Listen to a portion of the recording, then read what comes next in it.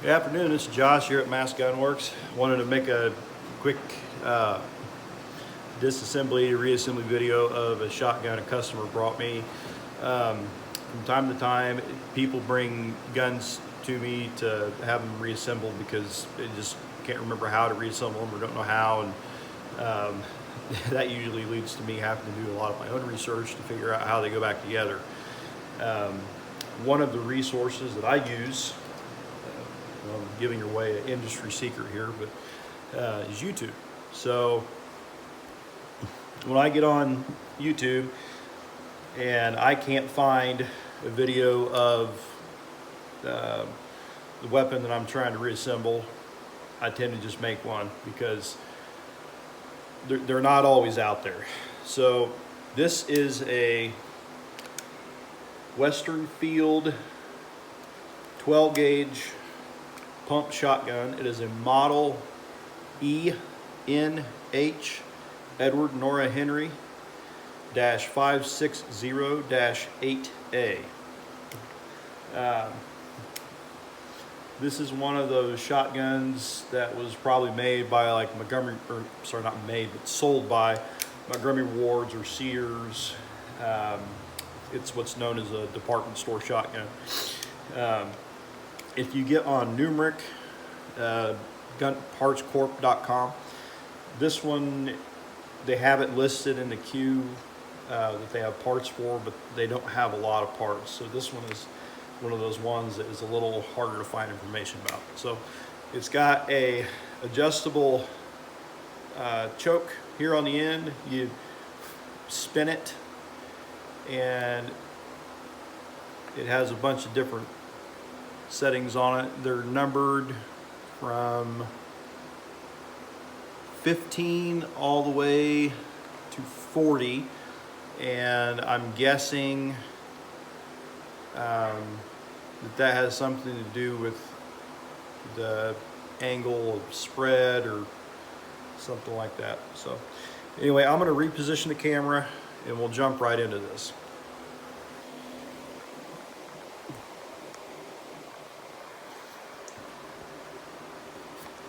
Bear with me here.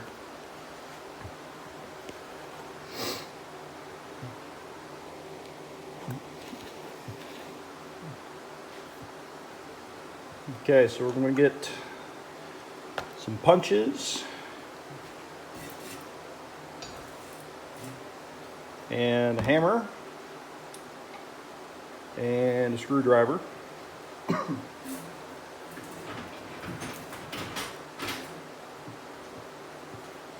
I'm probably not going to go this deep because the butt pad is a pain in the rear to get off.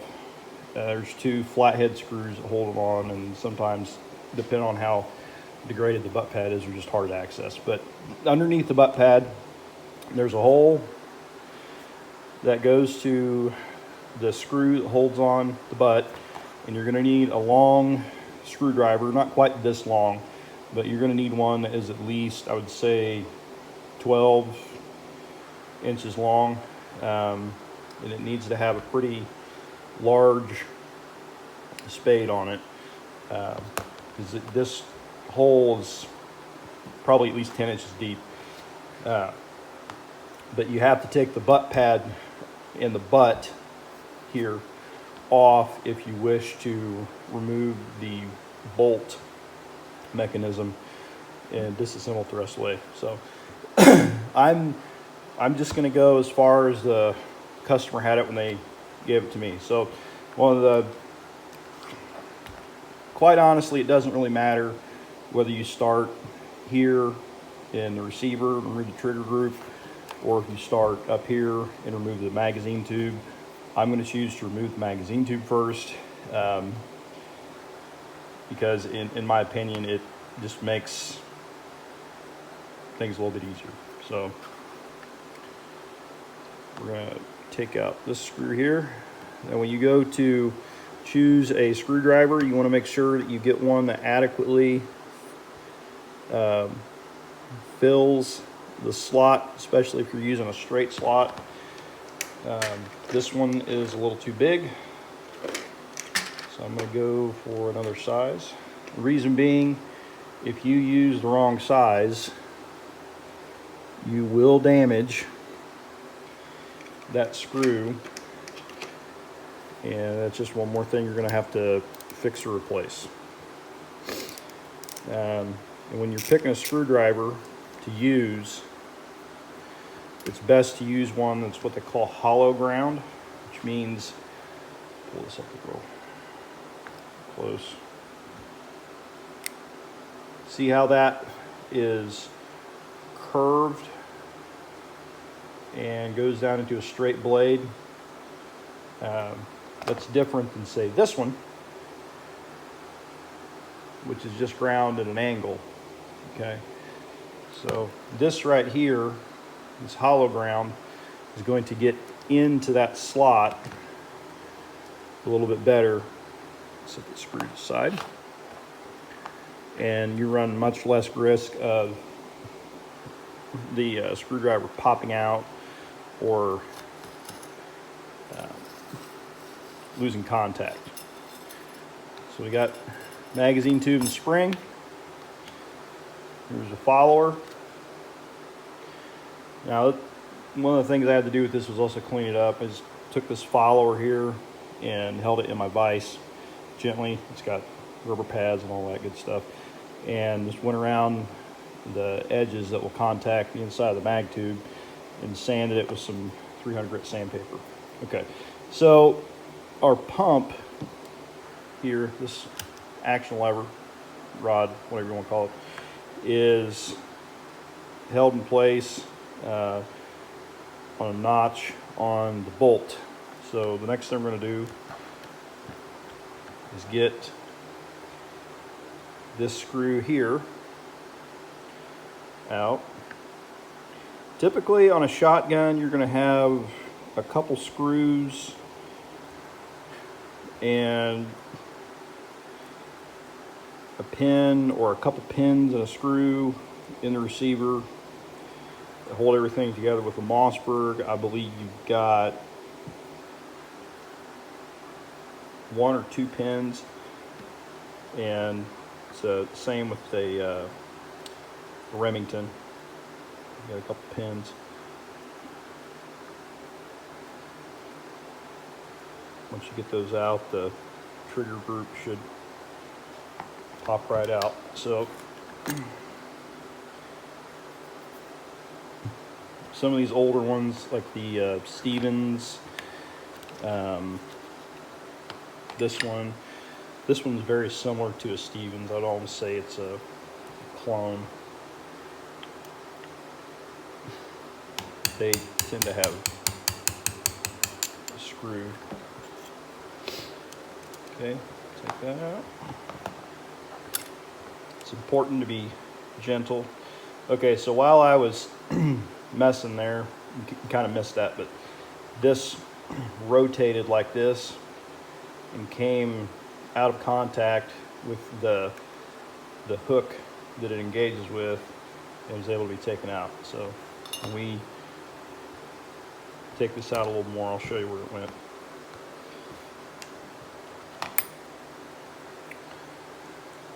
Bench block.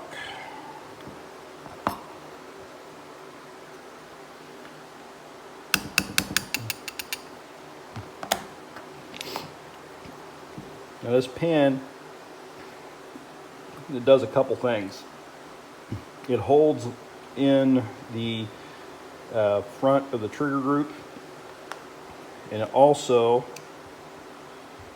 holds in the cartridge stop. Okay, so pull this out, lay it aside. There's the cartridge stop.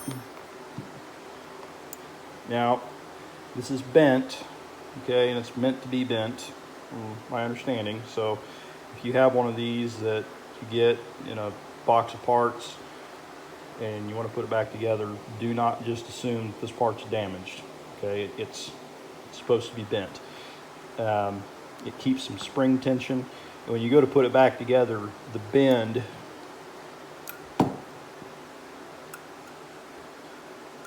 goes in. Okay.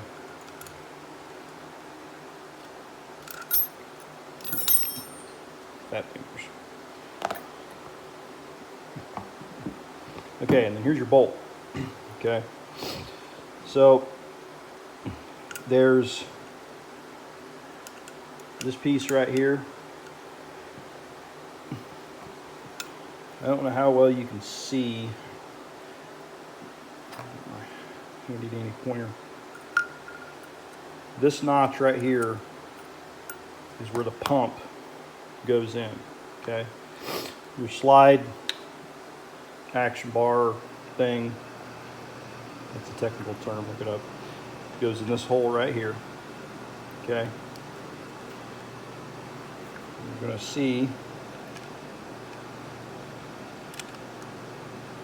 interfaces right there, just like that. Okay. And that locks and unlocks the bolt. Okay.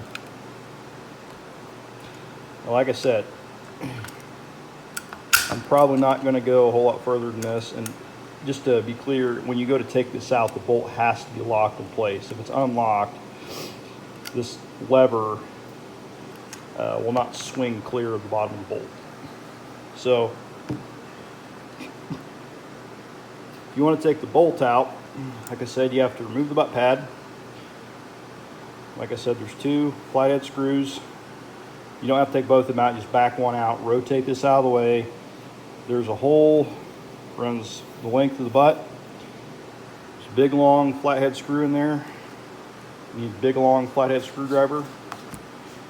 Remove that, and this piece here rotates out, and then your bolt pop right out. Okay, and like I said, it's 2 pieces. It's the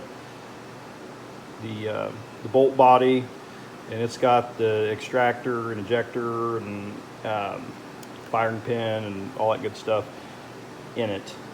It's all retained with pins and springs. And then there's this piece right here that engages your pump lever. Now, one thing I want to point out about this, I do not in any way, shape, or form encourage people to take trigger groups apart unless they most absolutely have to, because these things are a mother to put back together sometimes. There's a lot of springs, pins, a lot of things can get lost, broken, fly across the shop, you'll never see them again. This one, you can take a couple pieces off of it without really having any huge issues. But because there's not a lot of information about this shotgun out there, I had to kind of go through some trial and error to figure out. This piece here looks like a number 6. There's a little pin sticks up right there, and I believe this sits like this. And what this does, there's an interaction that happens between the cartridge lifter and this lever that allows you to work the slide. And I believe that this is some kind of safety feature to prevent you from like firing the gun by accident while you're trying to load it or something like that. So we'll take this off and put it to the side. This lever right here, if you have a shell racked in the chamber and you want to unload it on a Remington 870, this would be up in front of the trigger guard. On a Mossberg 500, it's going to be right back here. So this gun, from what I understand, is shares a lot of similarities with the Mossberg and may have been in the family of designs that led to the 500 series and the 590s. Anyways, this piece right here this spring, notice how it's on the opposite side of this bar. We can take this off. There's a pin right there that pivots on.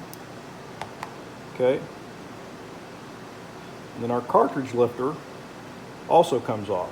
There's a spring here, provides tension, stub pin that it rides on. Just take that right off. Okay.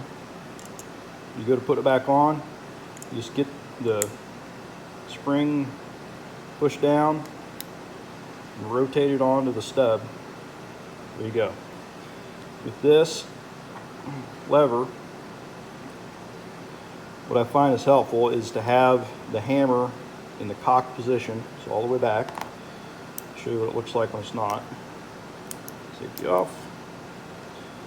Okay, that's the hammer in the fired position. Cocked. Safety on. And whatever you do, do not dry fire this when it's like this out of the weapon without having something like your thumb or a block of wood here to help slowly drop that. 'Cause if you just drop that, you could send parts flying. So we just need to take and pop this spring down here. Get that started on that pin. There's a foot right there. See that?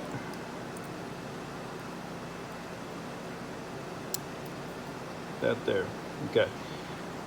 Now, when you go to reassemble this, if you have removed the butt and you have taken the bolt out, it's important to understand that you need to get the bolt back in and you need to get this part and the butt stock reinstalled, because if you try to reinstall this piece after you replace the trigger group, it's not going to fit.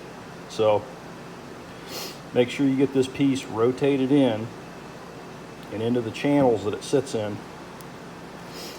And real close, you can see the channel right there, the channel right there. Okay, and there's a bevel that's cut on the one side.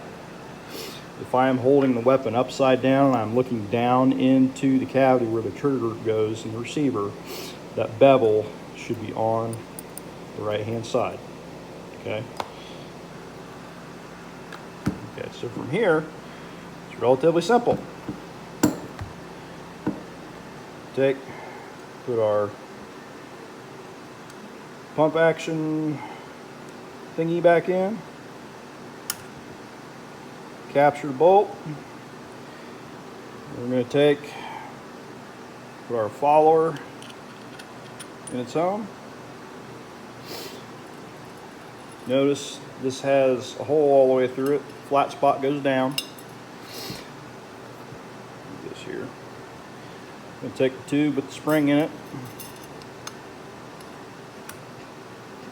If you ever have to take this off to put in a rod because you're going to take it duck hunting or any other type of bird hunting, all you got to do is pull the screw out, rotate this over, and it'll come off. The screw here, these screws are similar. Shorter one goes up front. Okay.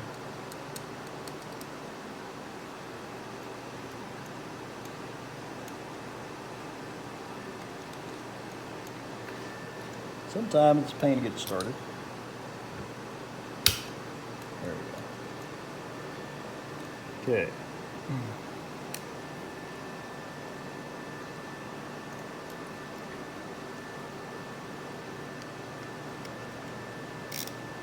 I believe there is a spring in here that helps keep tension up on that, help keep it in place.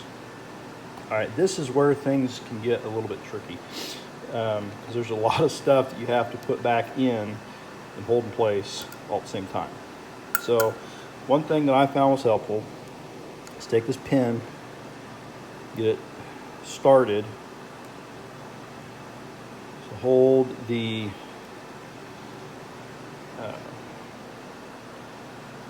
cartridge stop in place. Now remember, your little hook here goes on that stub pin there, and you need to have it up like that. Okay.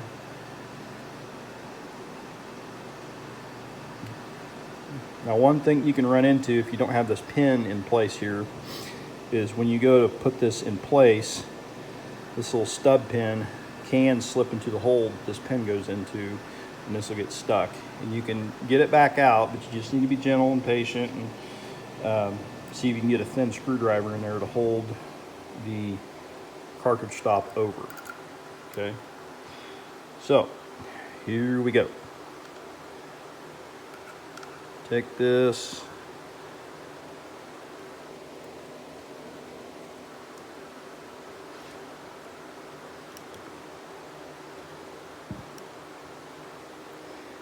remember what I said, that it's kind of spring loaded.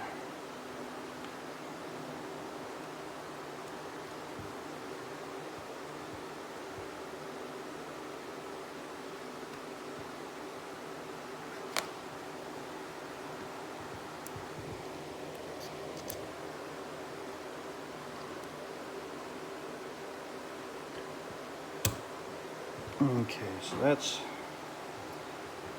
in. All right. Pull back. Okay, and we need to make sure our holes line up. This tiny punch is good for that. If you do not have a tiny punch, you can also use, if I can find mine, a dental pick. It's good for getting in there and lining things up. Okay, so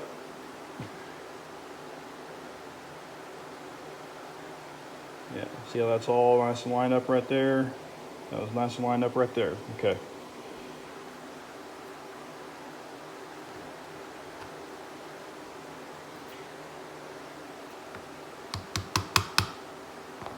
Okay, and that pin just needs to be popped down in there. You don't need to beat it with a hammer or anything.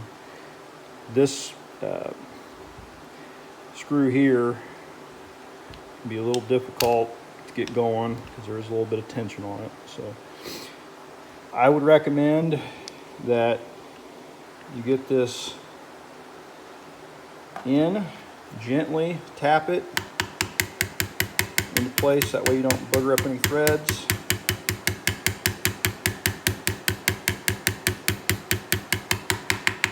And once you get it to where you think it's down all the way, you want to push down firmly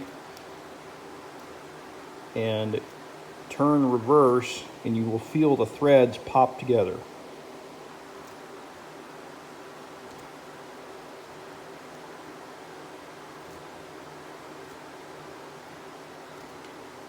Of course, I say that and I won't do it. Not quite there. Okay.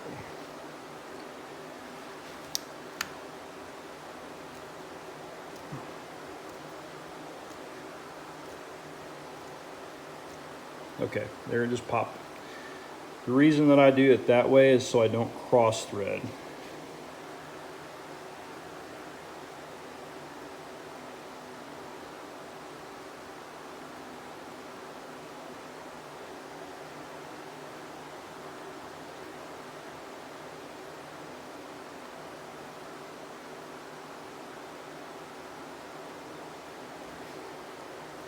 Okay, and that's in.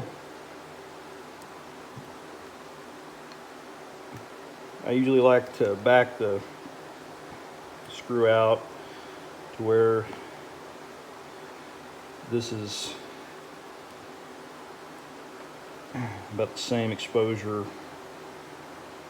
on each side. You don't want to have the thread end sticking way far out. You don't want to have the head side sticking way far out. So that's it right there.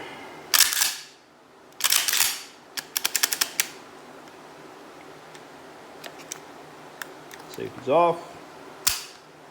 Wet the cycles. Okay, see that's down.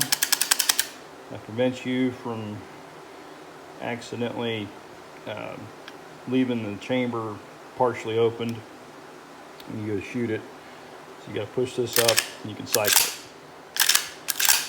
Okay, there's your load gate right there. This also acts as your lifter, lifts the cartridge up. Works great. So I hope this has been helpful. You have to forgive me if I was coughing or sniffing a little bit. I know that irritated somebody in the comments a little bit ago, a couple videos ago. Just got over having COVID, so that was a fun ride.